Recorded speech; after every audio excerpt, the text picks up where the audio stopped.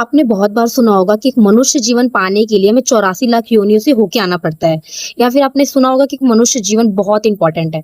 क्या आपको पता है कि 84 लाख योनियों में कौन-कौन सी ऐसी योनियाँ आती हैं जो मनुष्य जीवन प्राप्त करने के लिए होता है?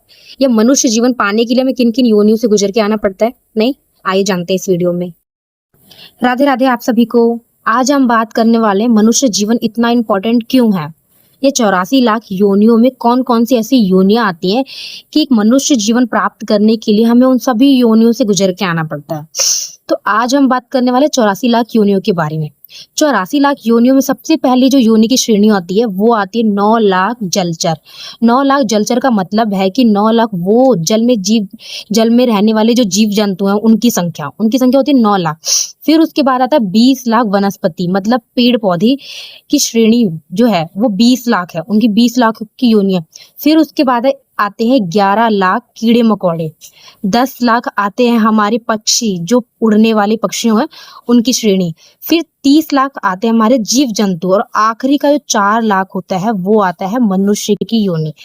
आप समझ सकते हैं कि सिर्फ आखिरी के 4 लाख हैं वो मनुष्य की श्रेणी में आते हैं, मनुष्य योनि की श्रेणी में आते हैं।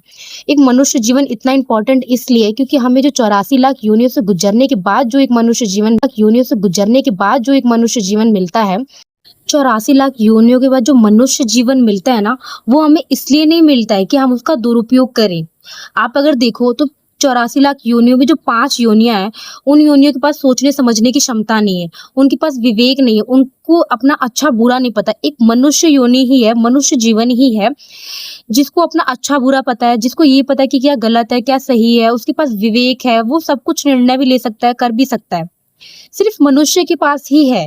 इस योनि का मतलब ये है कि हम जो गलत काम करते हुए आ रहे थे या कर रहे थे, इस योनि में या इस मनुष्य जीवन में हम उसका ठीक करें, उसका दुरुपयोग ना करें, उसका पालन करें, ठीक है?